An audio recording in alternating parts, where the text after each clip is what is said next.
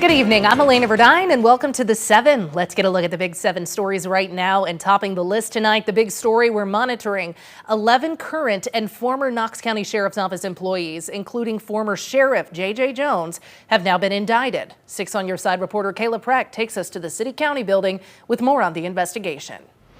This is an investigation involving the alleged misuse of Knox County Sheriff's Office funds. 8 of the 11 people indicted showed up to the City County building to be booked into the Knox County Jail.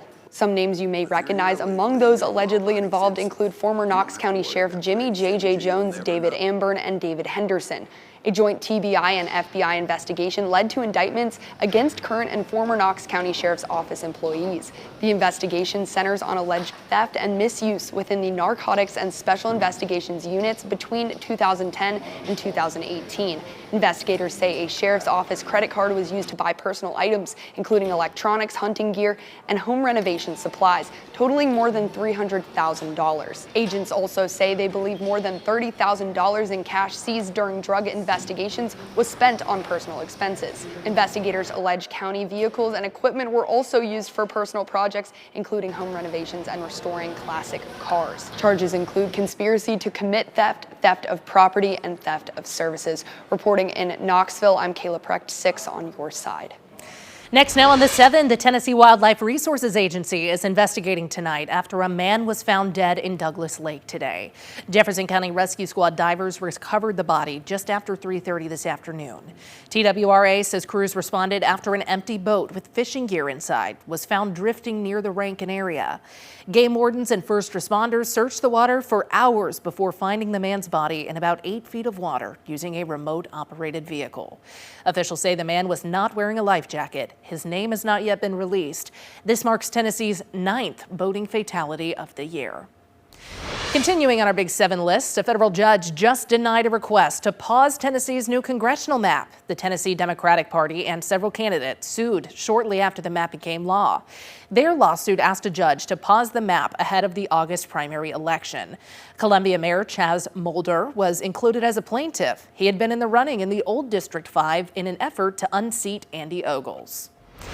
Next on The 7, an inmate in Loudon County is charged with attempted murder for an incident in jail. According to a report, Daniel Stinnant allegedly went into the jail's nurse's office, locked and barricaded the door behind him, and took that nurse hostage, eventually trying to strangle her with the elastic band from a pair of boxers.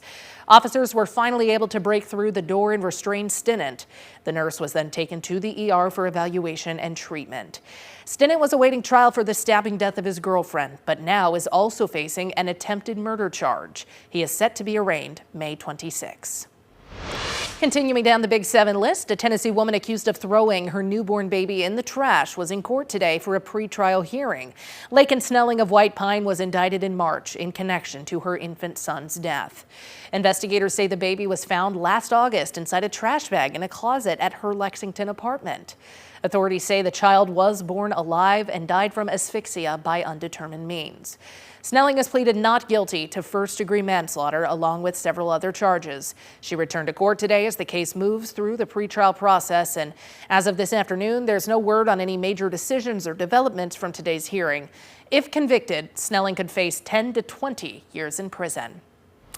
And wrapping up our Big 7 list, Tennessee is expanding its safe haven law. Legislation to do this is headed to the governor's desk, who is expected to sign it into law. The safe haven law allows mothers to safely surrender newborns for up to 45 days after birth. They can do so at approved facilities like hospitals, community health clinics, and fire departments. The legislation would add ambulance stations to that list. It would also clarify staffing and monitoring requirements for those facilities. Across Tennessee, mothers can also surrender newborns in safe haven baby boxes. And when a baby is surrendered in one of those boxes, they get immediate medical care. Then the Department of Children's Services takes them into custody to place them in foster care. Most of these parents who utilize the safe haven baby boxes, they've been thinking about this for a long time. This is not something that they just thought would be a good idea. They have thought this through. This is what they've chosen to do, and most of them, understand that it would be hard to get their child back if they decided to, because there would be an investigation to determine that the parent is the biological parent and that it's safe for this child to go back to. And most of them already know what decision they're going to make before they get to that box. According to DCS, there were 11 babies surrendered in safe haven boxes last year. As for the bill expanding the safe haven law, the sponsor says the governor is expected to sign it in the coming days. Alex Haley's award-winning book Roots is now included on an updated list of titles set to be removed from some Knox County Schools libraries. The district says the removals are part of Tennessee's Age-Appropriate Materials Act, passed in 2022, which requires schools to review library books for age suitability. Roots tells the story of generations of a family descended from an African man sold into slavery in the U.S. The book won a Pulitzer Prize and was later adapted into a popular miniseries. Haley has strong ties to East Tennessee, including a statue in Knoxville and the Alex Haley Farm in Clinton. WellPoint, Tennessee hosted a community resource drive-thru in Knoxville aimed at supporting mothers and young families. The event happened at Faith Promise Church's North Campus, where hundreds of families drove through to get maternal health information and community resources.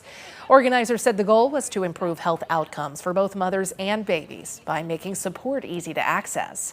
More than 400 families were expected to come out with materials and supplies available while they lasted. We've had several people come through. We're expecting 150 to 200 families to be represented here today. They could register beforehand if they chose to on the Eventbrite, but of course, as the word spreads through the community, we have lots of people who come who didn't register, and we're happy to be of service to them as well. A key partner helping Mamas Knoxville provided more than 500 diaper bundles addressing a basic need that can have a major impact on infant health.